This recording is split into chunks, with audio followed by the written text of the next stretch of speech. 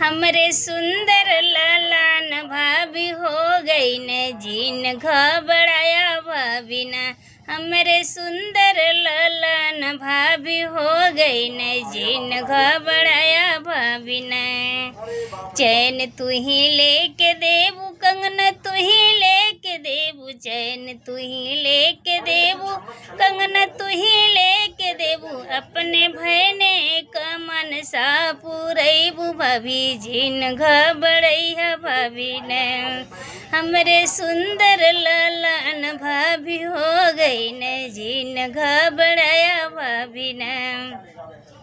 कपड़ा तू ही लेके देबू टोपी तू ही लेके देबू, कपड़ा तू ही लेके देबू टोपी तू ही लेके देबू, अपने भैने का मन सा पुरैबू भाभी जीन घबरैया भाभी न। हमरे सुंदर ललन भाभी हो गई न जीन घबराया भाभी न। कजरौटा तू ही लेके देबू काजर तू ही पार के देबू, कजरौटा तू ही लेके देबू काजर तू ही पार के देबू, अपने भैने का मन सा पुरैबू भाभी जीन घबराया भाभी न। हमरे सुंदर ललन भाभी हो गई न जीन घबराया भाभी न।